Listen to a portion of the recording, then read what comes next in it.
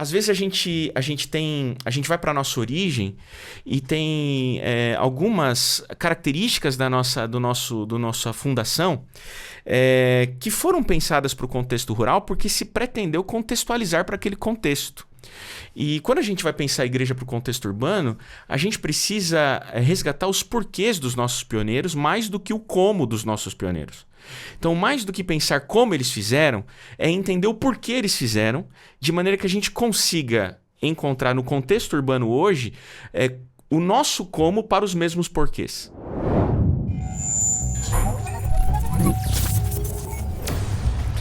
Fala, gente, bem-vindos ao Inverso, essa oportunidade que Deus tem dado pra gente de semanalmente aqui no estado de São Paulo, e claro, tá alcançando o território do Brasil, do mundo, mas a oportunidade da gente discutir assuntos tão próprios para nossa realidade, num mundo, como a gente sempre diz, meu amigo Adailson sempre falou assim, e eu vou manter esse jargão porque foi assim que nasceu o Inverso, esse mundo de ponta cabeça, a gente vem trazendo um contraponto, um contrassenso, e o melhor de tudo, não é humano, é divino. Que bom que a gente está aqui hoje, eu tenho o prazer de sentar à mesa, de fazer novos amigos e de estar com amigos aqui também nesse Inverso. Vai ser um tema poderoso, você já vai entender o quanto que essa mesa tá pesada aqui hoje, o quanto que a gente tem aqui personagens importantes para essa discussão, e a nossa discussão já você vai ficar sabendo o que é. Mas eu queria apresentar meus convidados aqui hoje, nossos convidados. Eu falo meus convidados, eu me sinto mal. Porque quando eu falo meus convidados, parece que sou eu que convidei vocês, assim, e foi tudo da minha cabeça, e tem uma galera ali, ó, nos bastidores que sempre faz a diferença. E os nossos convidados, vocês são nossos convidados, embora alguns amigos a gente fala, um outro fala, tal, e a gente tá aqui baseado na amizade mesmo, que é a essência desse podcast, amizade, bate-papo livre, sem corte, sem direcionamento, sem ordem para falar. A gente fala quando a gente acha que precisa, quando é necessário, quando a gente quiser. E é assim que funciona o Inverso. Galera, quem são vocês, afinal de contas? Bom, eu vou falar só o nomezinho, né? Eu vou começar pelas damas hoje, né? A Isa... Posso falar Isa? Pode, te pode chamam sim. de Isa também ou não? Pode me chamar de Isa. Isabela. Não. Não, todo mundo me chama de Isa. E a Isabela? É Isabela. Ok, maravilha. Temos uma Isa também por aqui, entre nós. Isa, quem é a Isa, afinal de contas? Se apresenta pra gente, fala o que a Isa tá fazendo, de onde a Isa veio. Conta um pouquinho pra gente da Isa. Bom, meu nome é Isabela, eu tenho 23 anos hoje, estudo no NASP, faço agronomia e também faço outro curso de produção de multimídia no NASP, que é um curso EAD. Eu sou de Brasília, vim de Brasília para cá, moro aqui no Universitário hoje e me converti quando eu tinha 19 anos, me batizei quando eu tinha 19 anos, não vim de uma família adventista e também, inclusive, me converti por conta de um evangelismo nas redes sociais. Foi através de vídeos no YouTube que me fizeram repensar a questão do evolucionismo e etc. Uau! Hashtag fica a dica, hein? Um evangelismo em redes sociais. Tudo a ver com o nosso tema de hoje, porque missão urbana é tudo isso, né? A gente vai falar um pouquinho mais sobre a questão da temática já, mas vamos lá. Eu vou deixar o que eu mais conheço por último. Andrei, oportunidade, eu te conheço de rede social, a gente teve a oportunidade de se encontrar recentemente no encontro da associação onde você trabalha. Fica aqui já a minha admiração pelo trabalho que você faz e também assim pelos feedbacks que eu recebo quando entro nas redes sociais hoje, da tua igreja e na tua rede social pessoal também. Amigão, conta um pouquinho do Andrei. Não é a primeira vez que você está aqui com a gente? Pois é, a alegria estar de volta, Pastor Richard, nessa mesa, com pessoas novas, conhecer gente nova é muito gostoso, esse papo seguramente vai ser muito legal. Eu me chamo Andrei, sou pastor na cidade de São Paulo, sou paulistano, sou marido da Suzy, pai da Vitória e da Valentina, e atuo no centro da cidade de São Paulo. Eu pastoreio a igreja central da cidade de São Paulo, que é a primeira igreja adventista da cidade. Uhum. E é um desafio urbano enorme estar maior cidade do hemisfério sul do planeta, no centro dessa cidade, tentando fazer o evangelho continuar relevante para essa geração e para esse lugar, não é? Então, o tema de hoje, a conversa de hoje tem tudo a ver com aquilo que queima no meu coração. É uma alegria estar contigo aqui, com os amigos também aqui nesse amigo. papo gostoso. Você é sempre bem-vindo. Sempre bem-vindo. Eu agradeço, viu? Bondade sua. Vai enriquecer muito o nosso bate-papo aqui hoje. E aí eu vou apresentar um amigo que a gente precisa tomar cuidado nessas horas, quando a gente vai apresentar um amigo, porque existem algumas travas que a gente precisa, né, que a amizade, a intimidade de amigos, às vezes transcende, né? Mas está comigo aqui hoje, junto com a gente nesse inverso, o pastor Jeconias Neto. Nunca na sua vida pense em falar que Jeconias é um nome feio. Nunca. Você já ouviu? Jeconias Neto. Tem um motivo pelo qual ele chama Jeconias. E ele é fã dessa pessoa, inclusive. Não, eu vou falar só uma coisinha. Jeco. Brother, fala um pouquinho pra gente da trajetória do Jeconias. O Jeconias nessa temporada nossa, ele vai estar com a gente em 2 episódios diferentes. Já tô dando o spoiler aqui, né? Mas hoje nós temos um foco e na outra vibe aí. Mas, brother, fala um pouquinho do Jeconias. Onde tá o Jeconias? O que tá fazendo agora? Bom, privilégio muito grande, né? Reencontrar aqui amigos e estar aqui com vocês, conectados para esse bate-papo aqui legal, descontraído. Meu nome vocês já ouviram, eu sou pai da Ana Beatriz, que está lá no IABC, eu vou dar um abraço aqui para Ana Beatriz, né? Está lá no internato. A Camille tem 12 anos, a minha filhinha mais nova, esposa da Stephanie há 17 anos. Estamos agora servindo a Deus nesse ano em Goiânia, no distrito de Balneário. Um abraço aí para todos os nossos amigos e irmãos ali. Ok, maravilha. Bom, tem muita gente que conhece o pastor Jeconias também de redes sociais, muita gente que já teve a oportunidade de ter ele presencialmente pregando, mas ele é um cara que ele se controla um pouco com a questão, porque o Jeconias hoje é responsável por um dos ministérios mais promissores que a igreja tem. Quando eu falo ele é responsável, é porque a sistematização, embora muitos projetos tenham acontecido antes dentro de presídios, quem sistematizou o ministério carcerário na Igreja Adventista na América do Sul foi o pastor Jeconias. Existe um motivo para isso, é um fato, existe uma história para isso, quem sabe a gente dê mais ênfase da história para o próximo ou para um dos episódios, não esse, por causa da temática, mas Jeconias já foi líder da ADRA em Brasília, líder de jovens no Tocantins, né? Líder do Ministério Carcerário e agora atua num distrito e vale ressaltar que é por vontade própria. Vale ressaltar, desejo do coração do pastor Jeconias, do meu amigo, e eu conheço toda essa história assim com detalhes. A gente tem que tomar cuidado, senão a gente fala muito e gasta tempo com isso. Mas, gente, que privilégio ter vocês aqui. Grande privilégio a gente falar sobre a questão da missão urbana, e é importante nos dias de hoje. Hoje a igreja e o mundo cristão se preocupa com 3 áreas na pregação do evangelho. Pregação do evangelho não é uma exclusividade da igreja adventista. Nós temos inclusive gente mais proeminente nas missões do que a gente, óbvio, né? Tem muito mais missionários espalhados pelo mundo que a gente imagina, de outras denominações. Mas hoje, quando a gente vai falar de missão, a gente vai falar de 3 pontos da missão. Primeiro, Janela 1040. É o mais conhecido, é o que a gente mais fala, é o lugar mais difícil do mundo de se pregar o evangelho. Ou pelo menos era há alguns anos.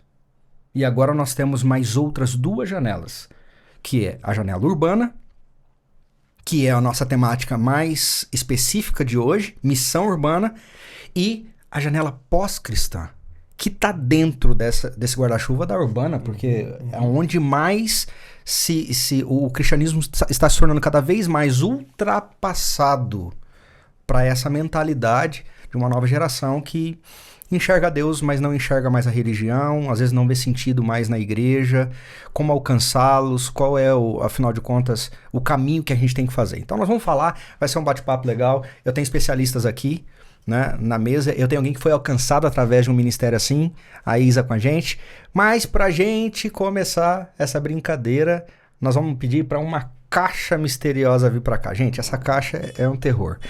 Ó. Hoje tá rolando um show à parte. Foi você que chamou? Foi difícil chegar. Você enchendo uma caixa pra mim. Meu Deus, gente. iGood. iGood? Você que pediu? Eu pedi, né? Afinal de contas. Se tem uma caixa aí dentro, eu pedi. Pois é no Pix, tá? Essa produção, cara. No Pix. Peraí, que eu sou nova. Depois você passa o Pix pra minha gerência ali, tá? Tá. Dando favor. Tá bom. Peraí, que eu sou nova. Quer ajuda? Tá apanhando. Eu acho que vale a pena pegar esse momento. Ele será inesquecível pra nós. Longe, né? Aqui. Muito obrigado, viu, moça? Obrigado, viu? Você Certo. tá começando agora? Tô. Sucesso pra você, tá bom? Obrigado. Sucesso. Aí. Obrigado. Bom trabalho. É isso aí, missão urbana é criatividade também. Essa caixa aqui é responsável pelas nossas primeiras impressões, nossa primeira discussão. Entendeu? Geralmente tem muita surpresa aqui. Chegou um iGood pra nós e isso é muito bom, né? A gente tá acostumado com iFood. Mas vamos ver aí o que reservaram pra gente. Ah, o Senhor, dá medo nesse negócio, misericórdia. Vamos lá, vamos ver. Ah, tá aí, ó. Eu acho que Tem lanchinho, a então. gente Aí, ó. vê. Eu preciso saber se eu abro, porque é assim, ó. Você fala, eu abro? Muito bem. A entregadora não foi embora ainda? Não? Tá bom. Ok. Tá aí, gente. Uma marmita escrita Missão Urbana. Abro antes das impressões? Pode abrir? Então vamos lá. Vamos abrir a marmita. Vamos ver o que tem na parada. Ou não. Afinal de contas. Oh! Muito bom. Aí sim, gente, aí sim. Pra você que não tá enxergando aí, tem uma Bíblia aqui, né? Vou colocar ela aqui. A marmita vai dar efeito aí na câmera ou não? Vai? Atrapalha? Tá bom? Ok. Beleza. Gente, tá aí algo importantíssimo para a nossa início de discussão. Qual a impressão de vocês sobre toda essa encenação que aconteceu aqui agora da nossa artista juvenil? Não, a nossa artista. A Larinha. A Larinha morre quando a gente fala que ela é juvenil. E aí? Pode começar, um de cada vez. A primeira impressão que eu tive, assim, quando eu vi a marmita e você abriu, eu pensei, né? É o pão, é a palavra que a gente tem que consumir e é isso que a gente tem que entregar também, né? Veio entrega sim, né? Por um entregador, né? Sim. É o que a gente tá acostumado a receber comida. Recebemos, em vez do iFood, um iGood aí. Muito bem, boa percepção. E aí? Eu tive a primeira impressão que me veio quando se abriu e era a Bíblia foi a entrega de uma notícia, uma mensagem. Algo que precisava chegar pra gente. E eu acho que tem tudo a ver com a conversa também. Legal. E aí, gente? A impressão que eu tive, bem parecida com a dos meus amigos aqui, me foi uma surpresa receber a Bíblia no iGood. Geralmente, para você receber um iFood, e no caso aqui do iGood, a gente deve pedir. Uhum. Você tem que pedir. Essa foi a impressão que eu tive quando alguém pediu a Bíblia, né? Alguém pediu a Bíblia, e aí o nome Missão Urbana e Bíblia já deixa claro essa impressão que não existe missão sem Bíblia. Né? Essa foi a impressão que eu tive no meu coração quando eu vi a Bíblia aberta. Na Marmitex mais chique aqui de São Paulo. Mas você acha que tem gente tentando fazer missão urbana sem Bíblia por aí ou não? E aí? Tem, acredito que tem muito almanaque substituindo a Bíblia, né? Muito programa, muita estratégia humana, às vezes distante daquilo que é o fundamento dela, ou sem o fundamento, né? A gente tem aí um desafio grande que eu percebo hoje, especialmente nos grandes centros, é de uma psicologização do discurso religioso, que atende um interesse que não é necessariamente a essência do evangelho. Você tem aquela ênfase da teologias como da prosperidade, travestidas agora de aquela ideia da teologia coach. Então você tem vários formatos humanos que dispensam, até desprezam, ou colocam o texto bíblico no lugar de servo e não de senhor dessa teologia, né? E eu acho que aí é um desafio que eu acho que é o risco a ser considerado nas ênfases de dispensar a missão nos contextos urbanos. A falta de equilíbrio do foco da missão e do dono da missão. Justamente, ou até tirar da mão dele, né? Tirar da mão dele, exatamente. Então, tem como fazer missão sem o manual, o livro, o guia que o dono da missão deixou, afinal de contas? Esse desafio se dá também pela questão da contextualização. Eu preciso contextualizar para entregar hoje. Isso é bem verdade, né? Me conectar a grupos urbanos requer um conhecimento prévio de quais grupos são esses, como que essas pessoas vivem, né? Como elas pensam, o que elas defendem, qual é o... Por que elas defendem o que defendem, ou por que vivem como vivem, né? Eu acho que é indispensável para o cumprimento da missão, da pregação do evangelho, principalmente hoje no tocante à missão urbana, a gente conhecer o porquê que as pessoas vivem como vivem. Se a gente conhecer o porquê que elas vivem, o porquê elas fazem, porquê elas se comportam dessa maneira, eu vou olhar para elas e olhar para a Bíblia e com certeza encontrar um caminho verdadeiro para que eu possa comunicar essa verdade. Eu acho que essa que o pastor disse aqui, essa forma coaching hoje de apresentar a Bíblia, essas maneiras hoje bem distantes da realidade bíblica, ela pode até ter surgido com uma boa intenção, mas talvez na hora de contextualizar que a gente se perdeu no caminho. Eu digo a gente já colocando todo mundo aqui fazendo a meia-culpa, porque né, nós não somos perfeitos. Pode ser que nós, como igreja adventista, em alguma coisa, em algum momento, na implementação de um projeto na minha igreja local, ali, num departamento da igreja, eu possa ter exagerado em alguma questão. Mas a gente vê, principalmente fora da nossa igreja, essa grande prática, é realmente uma relativização do que diz a palavra de Deus acerca da salvação das pessoas, né? E essa contextualização é um risco, talvez, para a missão urbana hoje. Ok. Quer falar alguma coisa, Isa? O que o pastor Jeconias falou foi muito interessante nesse tópico que ele tocou, da gente partir do conhecido para o desconhecido, né? Paulo ensina isso lá em Atos, ele observa a cidade de Atenas antes de falar com eles, e eu acho que isso que é muito importante pra gente se conectar com as pessoas. Inclusive, o próprio Jesus fazia isso, né? Ele ia na atividade diária das pessoas e começava falando das atividades cotidianas delas para depois introduzir a palavra. E através de parábolas também ele fazia isso, né? Falava sobre coisas diárias das pessoas para que elas possam entender algo mais profundo, né? Esse episódio aqui, gente, ele tem uma ligação natural com um episódio que nós fizemos alguns dias atrás, que foi o Gourmetização da Fé. Existe uma interdisciplinaridade entre esses dois episódios. Não tem como fugir. Nós estamos falando de missão urbana e onde mais se gourmetiza a fé. E uma das coisas que foi muito legal, a gente estava com o Igor aqui, o pastor Igor Bolichovski, que é o pastor hoje da Nova Semente, e a gente entrou na questão da gourmetização como se fosse, a princípio, algo negativo.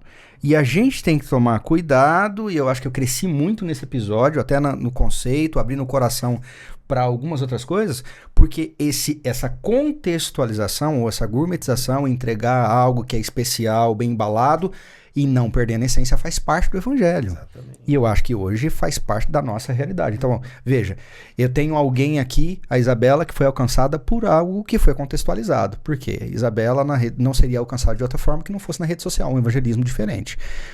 Eu tenho 2 especialistas em contextualização. Você está hoje num centro urbano muito forte, entendeu? Trabalhando uma mentalidade diferente numa igreja que foi a primeira igreja da capital do estado de São Paulo. E você, brother, iniciou um processo de contextualização de pregação do evangelho, ou a sistematizou. A gente tem que tomar cuidado com o começou, porque né, eu conheço tanta gente antes, alguém pode falar, não, mas eu já fazia antes e tal. Mas o fato é que você sistematizou algo que tem que ser muito personalizado também, muito contextualizado. Sim. Então, nós estamos dentro dessa discussão agora, que a gente precisa começar a visualizar. Gente, dentro da missão urbana, precisa contextualizar? Precisa gourmetizar algumas coisas? Eu acho que sim, mas vamos lá. Com certeza, eu acho que a gente tem o desafio primeiro de compreender as cidades, não é? Os contextos urbanos.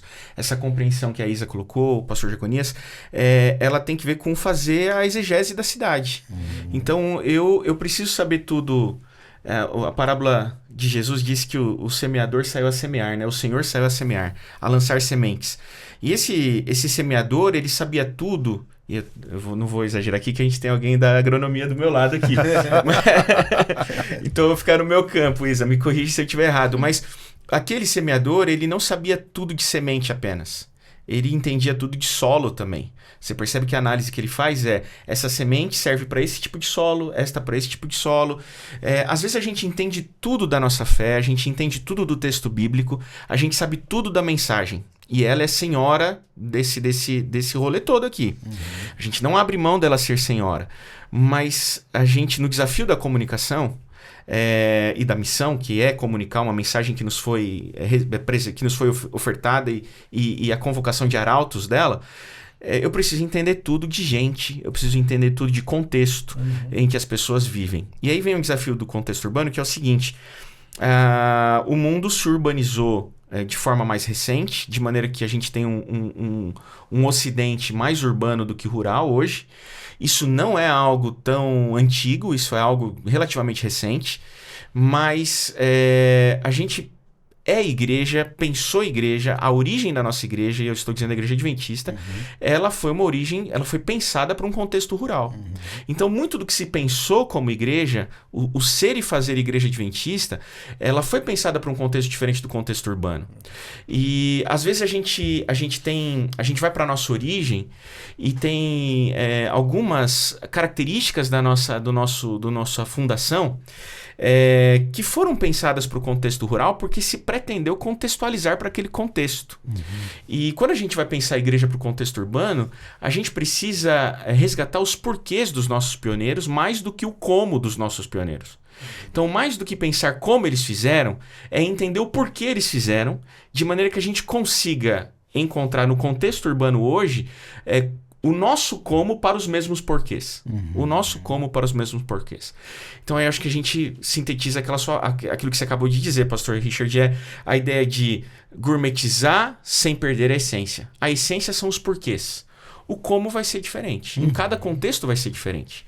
Muito, muito interessante. Eu concordo e acrescento o seguinte: o próprio ministério de Jesus foi a maior gourmetização da história, né? E quando você olha para o contexto urbano de Jesus, quem é que estava lá? Você tinha viúvas, crianças, você tinha os essênios, os fariseus, os saduceus, os romanos, você tinha os judeus que estavam ali, os samaritanos, né? O povo mais alerrado, né? mais distante de Tiro e Sidom. E Jesus, ele transitou por todos esses lugares. E mais do que lugares, ele transitou por todas essas pessoas, digamos assim, né? A prostituta, o endemoniado, o líder religioso. O ladrão na cruz. O último suspiro de Jesus foi uma maneira de tentar comunicar, né, para alguém que estava bem distante daquilo que se esperava. Não há problema em a gente realmente pensar em como conectar esse evangelho, essa palavra, a um grupo de pessoas. Isso não é o problema, né? O problema é quando já não é a palavra, entendeu? Quando não é a palavra. E eu até separei aqui, enquanto a gente pensava, um texto aqui de 1 Coríntios, no capítulo 1, versículo 18, que Paulo diz o seguinte: pois a mensagem da cruz é loucura para os que estão perecendo, mas para nós que estamos sendo salvos é poder de Deus. Pois está escrito: destruirei a sabedoria dos sábios e rejeitarei a inteligência dos inteligentes. Este evangelho, do qual hoje nós acreditamos como verdade, para alguém era loucura. É loucura. Entende? Para alguém Por que vocês estão fazendo isso? Estão gourmetizando esse negócio não é assim, né? Não é dessa maneira. Então, talvez, é só um talvez aqui, tá? A palavra loucura seja a palavra mais correta quando se trata de contextualizar a mensagem. Porque aqueles que a receberam em um contexto totalmente diferente podem não entender. Podem não entender. Digamos assim, num contexto mais tradicional, né? Um contexto mais igreja, né? Não um contexto tão distante dos princípios do adventismo, né? Quando esses princípios tocaram outros lugares, outros centros que não foram os rurais, quando chegaram a pessoas que estavam totalmente isoladas, num mundo totalmente diferente. E isso pode ser loucura. Às vezes tem alguém aqui que está acompanhando a gente, que está pensando assim, cara, mas por que eu tenho que levar o evangelho nesse lugar? Né? Para um preso, para uma pessoa que está numa clínica de dependentes químicos, para uma universidade pública federal. Eu não tenho que levar o evangelho nesses lugares. Não, para que eu... Se quiser o evangelho, peça, vem para a igreja. Né? Eu vou entregar o evangelho. Vem aqui para a igreja, que aqui tem um self-service em você. Né? Então, a ideia de serviço não é, talvez, a ideia principal da palavra de Deus, porque nós somos enviados para comunicar esse evangelho. Né? E não, o nosso chamado não é para falar para as pessoas, olha, venham para a minha igreja e aqui temos a verdade. Não, eu tenho que me conectar com elas. E conectar pressupõe o que eu disse no início, risco de ser mal compreendido, por exemplo, é loucura que você está fazendo. Né? Isso é loucura, isso não funciona, não é desse jeito. Pressupõe tempo e discipulado com as pessoas, né? Talvez a sua reputação pode ser comprometida também. A gente está preparado para isso? Para realmente levar esse evangelho num contexto de missão urbana, de fato? No tempo de Jesus, esses eram os grupos urbanos. Quais são os nossos hoje, né? Quais são os nossos? Não quero monopolizar aqui as falas, okay. Não, deixar espaço aqui, mas enquanto o Jeconias falava, a gente tem um texto de Ellen White no livro Evangelismo, e eu gosto de... O livro Evangelismo é um livro de Ellen White que ela trata das questões da missão. E a missiologia é a disciplina da teologia, missiologia é a disciplina da teologia que estuda missões, que mais me atrai, me desperta interesse de estudar. E lendo os manuais de missiologia diversos, tem grandes autores, os famosos. Eu sem medo arriscaria dizer que Ellen White, ela tem ali o biscoito fino da missiologia, sabe? Aquela coisa, se você for ler tudo que ela escreveu sobre missão, a gente tem ali um repertório absurdo de maneiras, estratégias, e eu considero que ela foi inspirada por Deus, então torna ainda mais pesado isso que ela fala. Mas na página 106 do livro Evangelismo, ela diz assim: não nos esqueçamos de que diferentes métodos devem ser empregados para salvar diferentes pessoas. Eu acho isso tão incrível. Diferentes métodos devem ser empregados para salvar diferentes pessoas. E aí, a minha provocação fica nesse lugar de... A gente está num contexto urbano, numa tradição que foi pensada para um contexto rural. Isso é um primeiro ponto. Segundo ponto, a gente está num mundo pós-cristão, que é o desafio das janelas de evangelização no mundo hoje, que são os contextos urbanos secularizados. Então, a gente está num contexto pós-cristão. Participando de uma tradição eclesiástica que surgiu num contexto cristianizado, de um Estados Unidos cristianizado. Então, a linguagem da sociedade era a linguagem da fé. Era muito mais simples você pregar o evangelho para um contexto em que a linguagem da fé cristã era hegemônica e dominante. Hoje, tendo o Recorte Brasil e os grandes centros brasileiros, como as grandes capitais, enfim, o eixo Rio-São Paulo e as grandes capitais do Brasil afora, você tem um contexto em que 84% dos brasileiros, segundo a última pesquisa do ano passado, do censo, dizem crer em Deus, mas eles vivem como se Deus não existisse. É uma espécie de crença nominal. Eles afirmam crer em Deus, mas vivem... A gente tem uma sociedade que vive desconsiderando Deus. Então, é uma espécie de um cristianismo secularizado, um cristianismo de nome apenas, em que não se fala mais a linguagem cristã. Não é? A mentalidade, a visão de mundo judaico-cristã, ela já não é mais, mesmo dentre esse grupo que diz crer em Deus, ela já não é mais a cosmovisão dominante. Então eu tenho um desafio de pegar uma mensagem que é de um contexto diferente do urbano, traduzir ela para a linguagem do urbano e pegar uma mensagem de um contexto de uma sociedade cristianizada e traduzir ela para um momento não cristão. Então agora eu pego o texto que li de Ellen White e ela diz assim: diferentes métodos devem ser empregados para salvar diferentes tipos de pessoas. Então agora, quando a gente vai para a ideia da contextualização, da gourmetização, se eu entender que o que eu estou fazendo de contextualização está nos métodos e não na mensagem, a mensagem ela é contextualizada na linguagem, mas não na sua essência, não é? Eu preciso entender que o contexto urbano traz mazelas.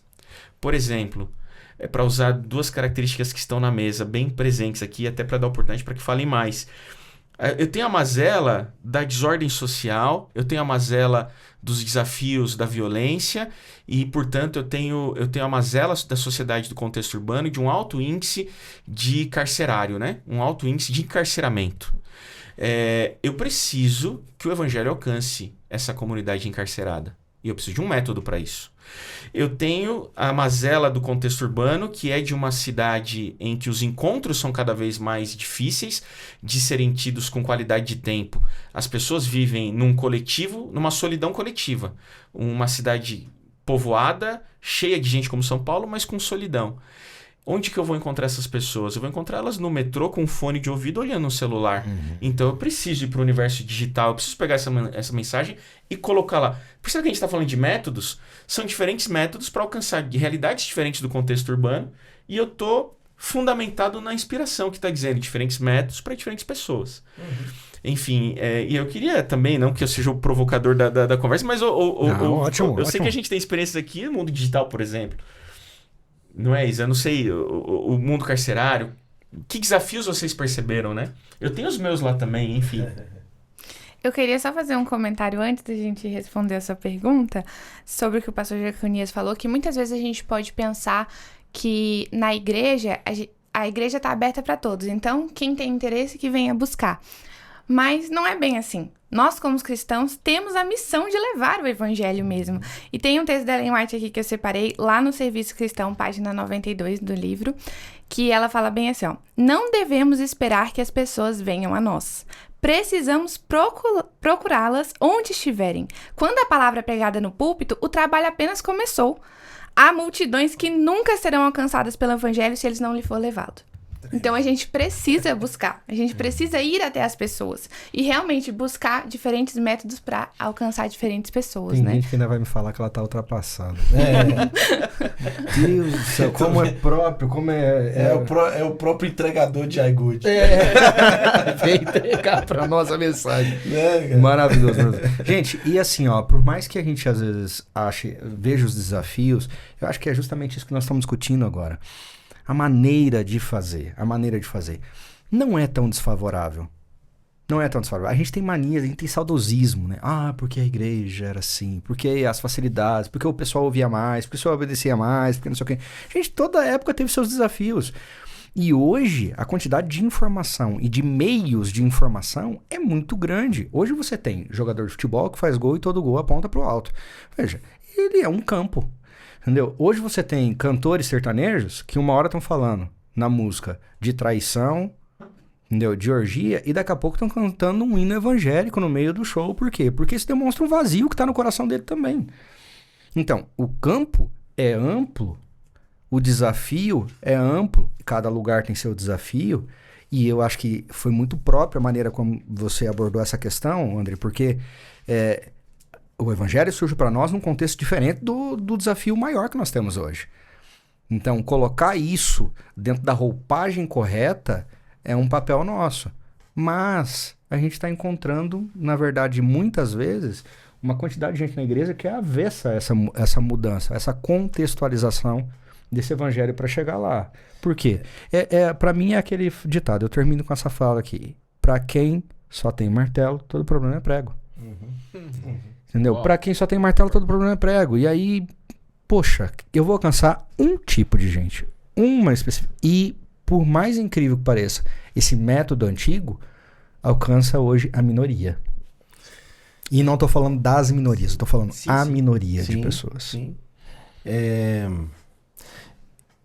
É muito mais fácil hoje falar para quem é parecido com a gente, entende?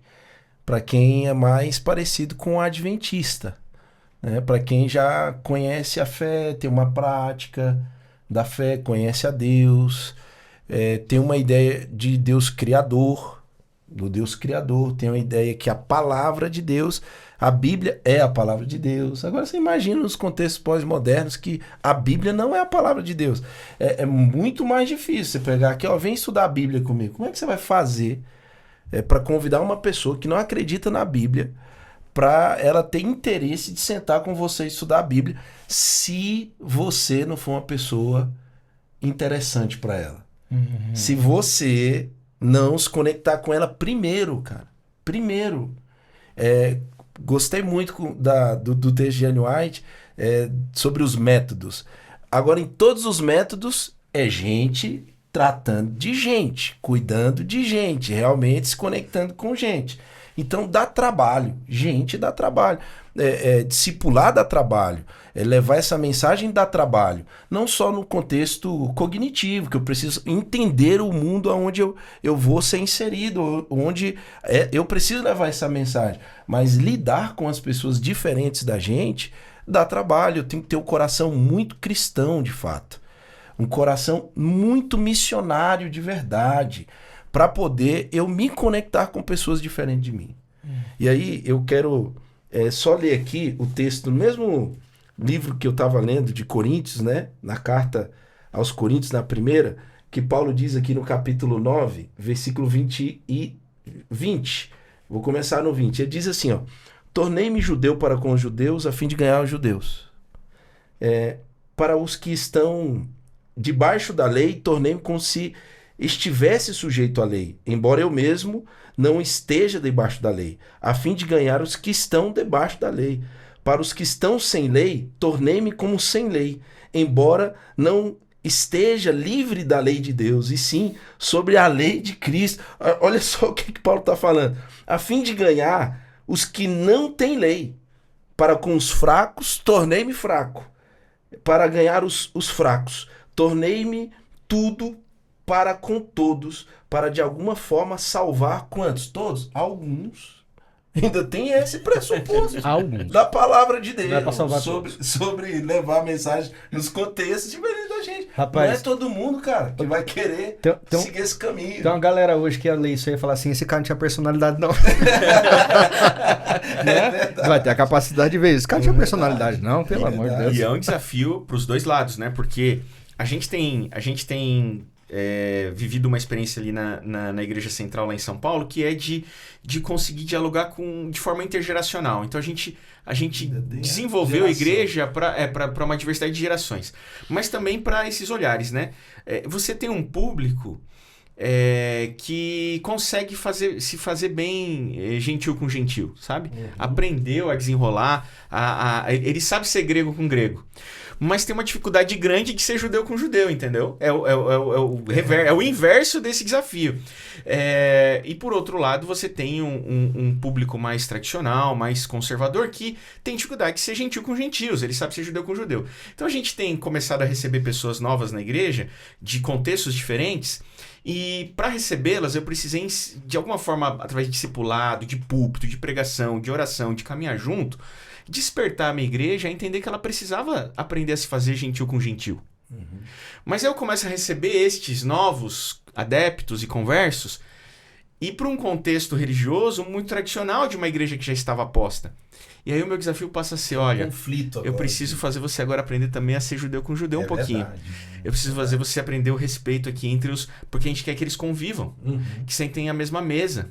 E esse é um desafio do cristianismo incrível, né? Não é despersonalizar todos e uniformizar.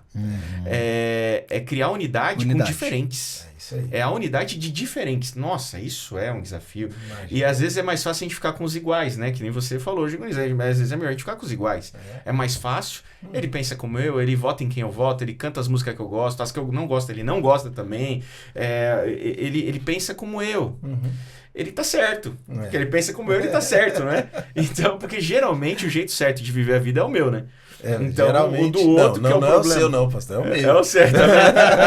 Não, vocês estão os dois errados, porque é o meu. É isso aí. E aí vai, né? Bom, o evangelho, eu acho que o evangelho é uma coisa tão extraordinária, porque ele tem a capacidade de igualar. Juntar todo mundo. De igualar a classe alta com a classe baixa, o preso com o livre, o preto com o branco, entendeu? O rico com o pobre. Ele iguala. Porque Paulo ele coloca já todos. não há mais judeu. Depois Já não ele há. vai aprofundar Depois ele esse discurso. Entendeu? Então, o evangelho é maravilhoso. Que oportunidade, acho que produto Deus deu nas nossas mãos para entregar. Porque o entregador agora sou eu. A gente recebeu aqui a entregadora. É uma boa entregadora. Né? Mas agora, diante desse desafio, eu me torno o entregador dessa palavra. Exatamente. E como é que eu entrego ela? Cara, desculpa, o nome do... Andrei. O pastor Andrei falou algo muito, muito relevante também, né? Como, e eu acho que aqui está o desafio, é mais para quem já está estabelecido, do que do outsider que tá vindo, precisa ser inserido, né? Esse, nos contextos que nós vemos, pela experiência como cristãos que nós temos, né? A gente vê uma predisposição maior de quem ouviu a mensagem agora e está chegando, de se adequar. Há uma predisposição maior. Mas digamos assim, o maior conflito é realmente quem já conhece, o judeu que já está, o adventista que já está ali, que já tem práticas e anos, conhece a liturgia da igreja, conhece a estrutura da igreja, conhece sobre a autoridade da igreja, né? Como é que se dá autoridade na igreja? Como que funciona a igreja nos seus mínimos aspectos?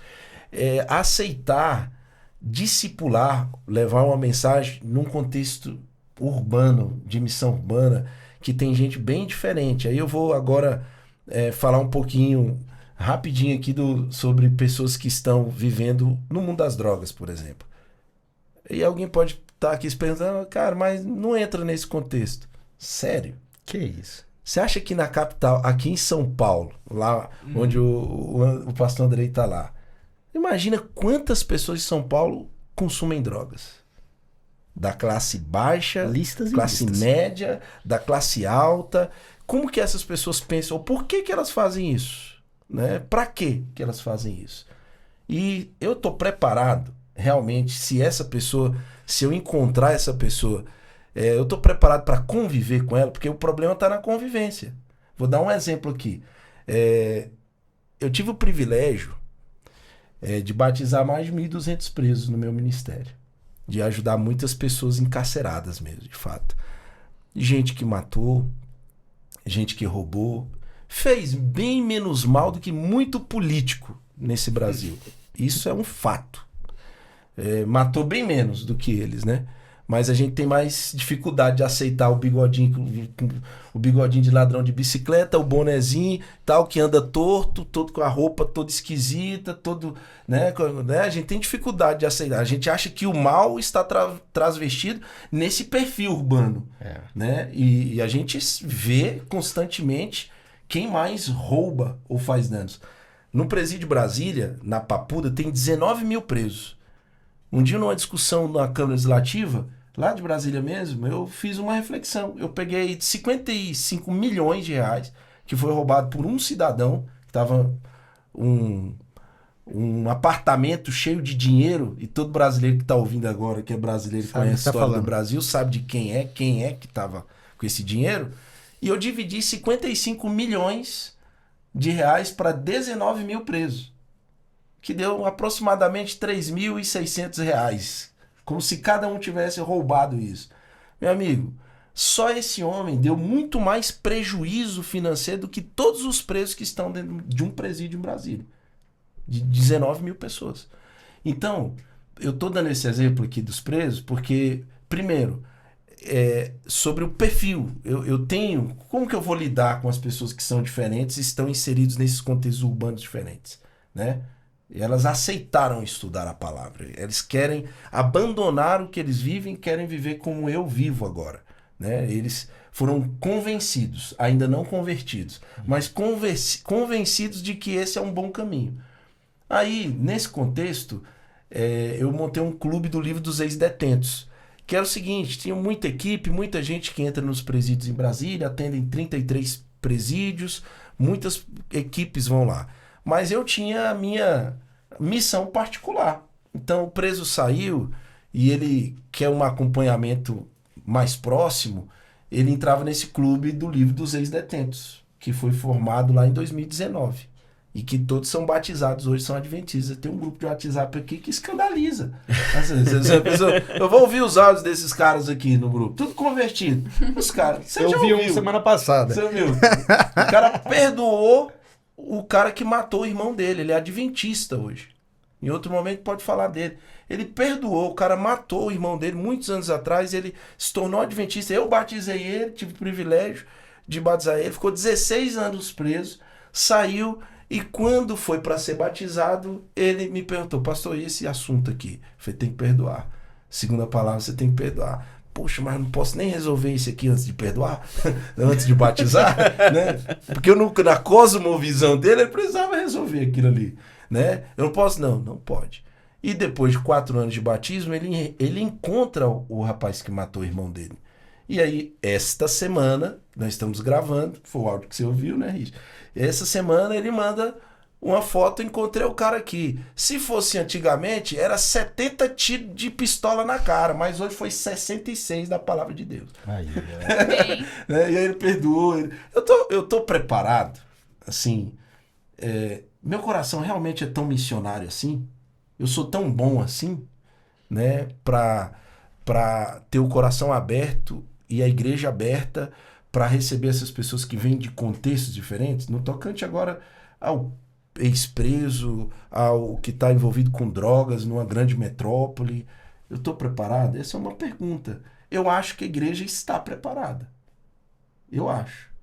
Às vezes falta o como, né? Como viver isso, como lidar com isso, né? E eu acho que a igreja, ela teologicamente, de estrutura como igreja, as nossas estruturas, nós temos sim condições. Agora falta coragem de Deus, né? O espírito de covardia muitas vezes toma no nosso coração quando se fala de missão urbana. E a palavra diz: eu não vos dei um espírito de covardia. Paulo escreveu a Timóteo, né? Não é esse o espírito da coisa. E às vezes a gente... Ô Isa, deixa eu perguntar uma coisa aqui, porque você viu que o assunto é dominante, e aí você juntou 3 pastores na mesma mesa, é uma praga. Eita, pastor adventista vê um tijolo, sobe em cima e faz um discurso. Desse jeito.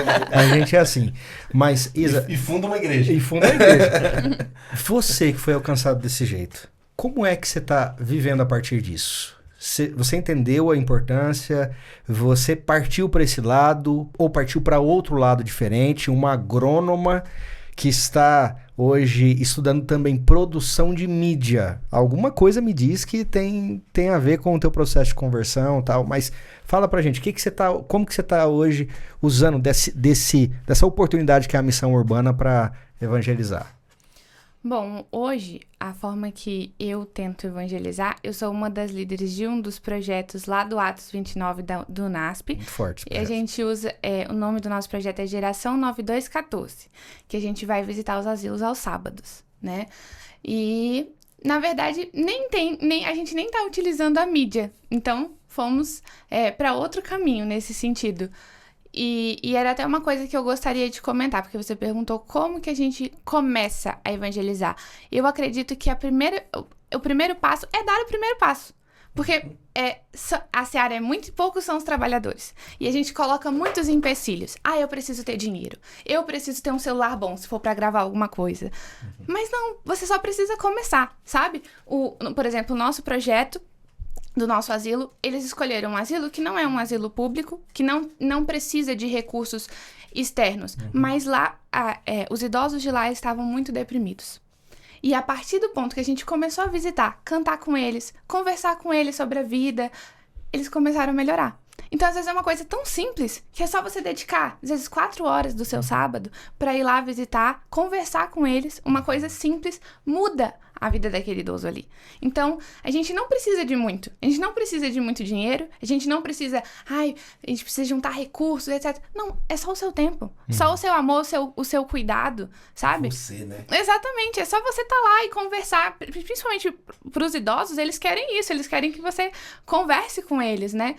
Então, e eu senti falta disso na minha conversão. Porque eu estive sozinha por muito tempo até conseguir acreditar. Eu não tive um estudo bíblico, uma igreja para eu poder ir. Foi o YouTube. Foi o YouTube ali, eu pesquisando, eu sozinha. Às vezes falta uma pessoa para estar ali te discipulando, te acompanhando, né? Depois, graças a Deus, a minha prima me ajudou e eu tive estudo bíblico com ela. Mas demorou ainda para eu chegar nesse processo. E às vezes, se outra pessoa tivesse chegado para mim antes, esse processo de conversão poderia ter sido antes, né? Mas, graças a Deus, através dos vídeos, fui alcançada também. Isa, olha, não deixe nunca alguém dizer que aquilo que você está fazendo agora é menos importante do que um evangelismo de massa. Porque a melhor mídia que Deus tem, ou a principal mídia que Deus tem, é o ser humano. Exatamente. É esse. O melhor veículo de pregar o evangelho é o ser humano. Mas é um fato, né? A gente está falando muito aqui sobre levar a mensagem de Deus para a cidade, mas a gente também entendeu que a gente precisa aprender a ouvir a cidade para conseguir chegar, né? Tem que ter uma familiarização, tem que ter uma proximidade, tem que seguir algo, a regrinha áurea do pastor Mark Phelan, no livro Persuasão, né? Diz assim, primeiro faça um amigo, depois um amigo para Cristo. Eu acho que esse é o melhor método, ainda acho que é o melhor método de evangelizar urbanamente. Por quê? Porque a pessoa que está lá na rede social, uma hora vai chegar em alguém. Demorou um pouquinho, mas uma hora chegou em alguém. E existia essa necessidade, porque o digital não preenche tudo, né? Você ia falar, André? Eu ia dizer que, é que agora várias coisas, né? Não, vai lá. Que testemunho lindo da Isa, Volta. De dizer que o testemunho de conversão dela, não é? E a importância da comunicação, não é? As mídias, o poder que essa ferramenta nos deu pro trabalho do evangelho e da missão. Acho que a gente já superou isso. Mas houve um tempo em que as mídias, os instrumentos de mídia eram demonizados no contexto religioso. Exato. Não é? Em algum momento se demonizou a televisão. Hoje a gente tem uma rede de TV. Em algum momento se demonizou os quadrinhos. Coisa de delinquente juvenil. Depois a gente tinha quadrinhos no nosso amiguinho, publicado pela CPB, pela Casa Publicadora Brasileira. Então, essa mentalidade de prontamente demonizar ferramentas, ela é um emperro para o avanço do evangelho. Eu acho que a gente precisa ver sempre esses instrumentos como oportunidade. Então, veio o hype dos podcasts. Alguém poderia dizer, puxa, mas a gente vai fazer isso, vamos fazer isso, olha o que a gente está fazendo aqui. Loucura. Isso aqui vai chegar em Isas. Porque, como ela disse, não foi uma igreja, não foi um obreiro bíblico, não foi um pastor, foi um podcast que ela viu um corte de alguém, foi um vídeo no YouTube que alguém gravou, sem saber que alcançaria a Isa, e talvez quem alcançou não sabe que a Isa foi alcançada pelo trabalho dele. Então, isso é um potencial de pregação do evangelho absurdo, não é? Agora, eu penso que essa mentalidade de ver oportunidades onde alguns veem riscos que é o desafio do missionário. O Paulo é esse cara, né? Ele sofreu inúmeras pequenas retaliações até dentro do contexto eclesiástico que ele pertencia, não é? Ele estava sempre sob suspeita, ele estava sempre sob vigilância, ele era sempre chamado a prestar contas em Jerusalém. O que está acontecendo? Que história é essa que você está agora... As embalagens que ele colocava ou que ele descartava para pregar o evangelho em contextos diferentes gerava certo receio por parte da liderança mais conservadora. No entanto, o Espírito Santo foi mostrando a todos. E uma coisa que eu acho interessante nesse processo de Paulo é que o Espírito Santo garantiu a unidade da igreja. Em algum momento, Paulo precisou esperar, porque a igreja não estava pronta para aquilo que ele ia fazer. Em algum momento, ele teve que sair de Jerusalém e ficar recluso quase 10 anos para que a igreja entendesse que Deus também queria salvar os gentios. E quando a igreja entendeu que Deus também queria salvar os gentios, aí Barnabé falou, olha, tem um cara lá que ele sabe fazer esse negócio aí, ele tem linguagem, ele sabe, ele tem visão. Vamos trazer ele de novo? Aí trouxeram ele. Mas por Paulo, ele já teria começado a fazer isso muito antes, só que quando ele quis começar e ele foi impedido pelo Espírito Santo, talvez a igreja não estivesse pronta, ele racharia a igreja. Então a unidade da igreja também estava acima dessas coisas todas, percebe? Eu penso que a missão é de Deus, ele sabe como conduzi-la, ele é competente, o Espírito Santo é competente, nós não somos, ele é. Aí. Então a gente precisa confiar. E aí é o apelo que eu faço às vezes à geração mais antiga da minha igreja, quando eles vêm com receios às novas lideranças e às novas gerações. Eu digo a eles assim, a gente não pode ter dúvida que a mão de Deus continua o leme.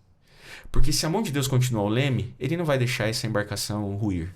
Então a gente precisa confiar. Deixa, vamos ver, vamos acompanhar, vamos cuidar, vamos pastorear, vamos mentorear, mas vamos deixar eles fazerem. Porque alguma coisa tem ali que o Espírito Santo vai usar. Então fica um apelo para quem assiste a gente, não é? Esse olhar menos de freio de mão e mais de confiança de que o leme está na mão dele. Ele vai guiar, ele está guiando. É isso aí, né? Justamente. Gente, nós estamos na retinha final já, infelizmente. Como passa rápido esse negócio, né? Nossa, o papo é bom. Deus do céu, a gente tinha tanta coisa para falar aqui ainda e passa muito rápido, né? E eu acho que tá faltando um pouco de misericórdia da minha equipe, que eles não aumentaram nem um pouquinho do tempo ali. Então, isso quer dizer, pastor, tá na hora de terminar mesmo, né? Mas o fato é que grande desafio nós temos, mas que grande Deus nós temos. Amém. Que tá preocupado, o Deus que viveu em todas as épocas, né? Na verdade, ele não existe, ele é Deus. E esse Deus preocupado com todos, de ponta a ponta, de época após época, ano após ano. Esse Deus incrível que está prestes a voltar. E eu acho que isso precisa ser falado, sabe? Precisa ser falado. Às vezes a gente se esquece dessa questão. Jesus está voltando. E quando eu olho para o mundo e para esse desafio de contextualização, eu sempre fico pensando assim, o mundo não precisa ficar pior para Jesus voltar, não. Afinal de contas, existem alguns símbolos, algumas coisas, alguns sinais que vão acontecer, mas, sem dúvida nenhuma, o maior desafio para Jesus voltar é a pregação do Evangelho. E que, graças a Deus, não depende exclusivamente de nós. Amém. E é algo que eu tenho entendido cada dia mais. E se não demorar um pouquinho mais, ele vai ter que pedir desculpa para Sodoma e Gomorra, né? Porque por muito menos ele destruiu. A gente já está passando desse ponto, né? Então, a gente... Isso é um assunto para muitos podcasts, amigo. Porque é um fato. É um fato. O mundo não precisa piorar. Mas, diante desses grandes desafios, a gente vai ir para essa retinha final. Tem uma oportunidade de vocês falarem mais alguma coisinha aí que ficou aí, que vocês precisam falar. A gente sempre faz isso no final. Mas a gente vai fazer algumas coisas agora. Primeiro, eu queria dar notícia para vocês. Que acho que o André já tem, mas quem vem pela primeira vez ganha a caneca. Leva a caneca para casa. Para você que está assistindo a gente... né? Você já viu lá que os nossos convidados têm tanto a contribuir, e eles contribuem também nas redes sociais, eles têm as redes sociais deles, e nós temos a nossa também, né? Nós temos o Adventistas SP em todas as plataformas, você pode seguir a gente, mas esse vídeo aqui que você está vendo, a importância de conscientização, da questão da missão urbana, né? Da missão em si, não necessariamente só urbana, a gente falou de tanta coisa aqui, né? Mas curte, comenta, compartilha, manda para alguém, tá bom? Então, algo que você pode mandar também, inclusive, né? Não vai sair em preto e branco na sua tela, mas é um momento especial, é o momento que a gente tira a foto. Então, vamos lá. Aquela fotinha lá.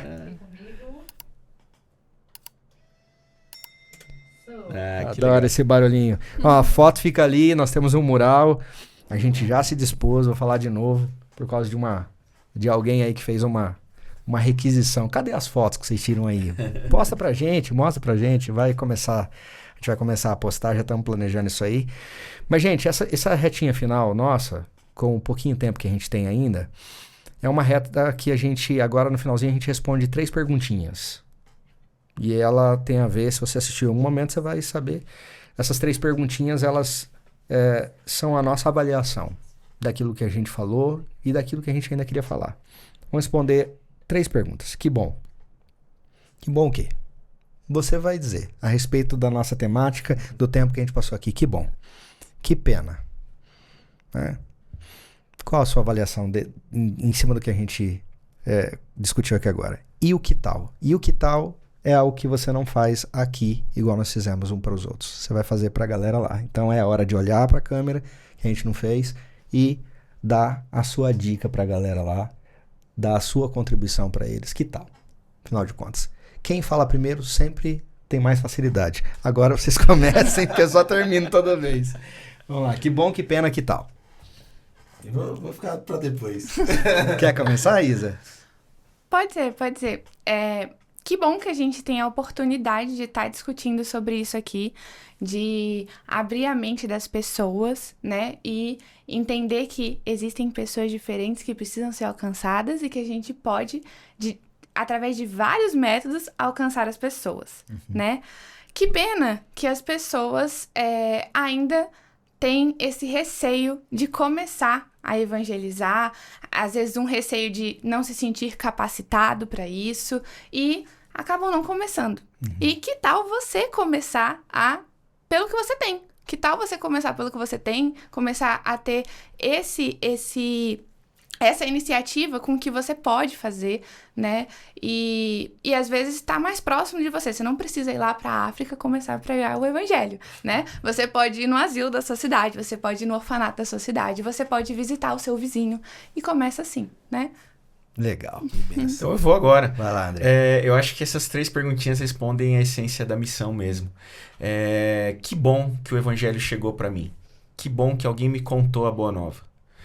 Que pena que tem muita gente que ainda não recebeu essa notícia. Que pena que ainda tem muita gente que não sabe daquilo que nós tivemos o privilégio de saber. Mas que tal fazer parte desse desafio, não é? E eu queria deixar esse último texto de Ellen White, que é uma dica que funciona em todo lugar, em todo contexto e para todas as pessoas. É o método de Jesus, Ciência do Bom Viver, página 143, ela diz assim: unicamente o método de Cristo trará verdadeiro êxito no aproximar-se do povo. E eu repito, em qualquer lugar isso funciona, com qualquer pessoa isso funciona, em qualquer contexto isso funciona. O Salvador, ele misturava-se com os homens como uma pessoa que lhes desejava bem. Manifestava simpatia por eles, ministrava-lhes as necessidades, granjeava-lhes a confiança e só então ordenava: segue-me. Isso aqui funciona em todo lugar, em todo contexto e com toda a gente. Primeiro, eu faço um amigo para mim, depois para Cristo. Então, primeiro eu me aproximo, me misturo com as pessoas, depois eu mostro simpatia por elas, depois eu cuido das suas necessidades, depois eu conquisto a sua confiança e no final ela mesma vai falar assim: eu quero seguir esse Jesus de Nazaré. Me leva junto. Me leva junto. Bom, que bom aqui, para essa galera aqui, tá? Que bom que a graça ainda está disponível para mim e para toda a humanidade. Que pena que a gente demora de entender algumas coisas na nossa missão, na nossa vida e na nossa missão como filhos de Deus nessa terra. A gente demora demais. Essa é uma pena, Mas que tal começar a buscar entendimento de Deus hoje, do qual é o papel que você tem nessa terra? Quem ao seu redor poderia conhecer essa mensagem? E, pastor, não sei pregar, não sei dar um estudo bíblico. Quem é que você pode ser amigo, né? Que tal ser amigo de alguém que não conhece a mensagem? Eu acho que se você for amigo de alguém, esse alguém vai ser amigo de Jesus um dia. Amém. Né? Que Deus abençoe. É isso aí. Boa. Bom, gente, chegamos ao final do Inverso. O meu que bom quase sempre é voltado para o meu agradecimento de ter pessoas tão especiais para a gente discutir os assuntos. Obrigado da Isa, que tem uma caminhada menor do que nós, que aqui estamos na igreja, mas que está fazendo tanto por Jesus. Que bênção isso, Isa, parabéns. Né, de ver o André num desafio que é o centro de São Paulo, a missão urbana na íntegra, um mundo pós-cristão acontecendo ali direto. E, cara, parabéns pelo alcance que você tem tido. Eu que agradeço o pela carinho eficiência. e o convite de estar aqui hoje e a bondade das palavras. Que bom, amigo, que bom. E que bom estar aqui com meu amigo Jeconias, uma pessoa que eu admiro, né, que é uma inspiração naquilo que faz e que tudo que faz muito bem. E eu acompanho o teu trabalho de perto. Eu sei do que eu tô falando aqui agora, porque você se dedica muito. E eu tenho certeza que vai ser, nesse tempo que Deus vai te dar aí, como pastor distrital, um baita pastor distrital. Amém. Não deixar muita saudade, como você deixou por onde você passou. Que bom estar aqui. Que pena que foi pouco tempo. Foi pouquíssimo, né? E que tal você que tá aí em casa? 2 diquinhas. Primeiro, é estar com a gente no próximo Inverso. Pra gente vir mais um pouquinho. Vai ser bênção, tem coisa muito boa preparada aí pros próximos. Mas que tal você entender que o maior campo missionário talvez não esteja lá do outro lado do oceano. Esteja aí nas ruas, nos prédios, quando você abre uma janela, quando você senta para trabalhar, quando você senta para estudar. O desafio está aí diante de você, diante de mim, e o meu desejo é só um. Ora vem, Senhor Jesus. Amém. Até o próximo Inverso. Grande abraço.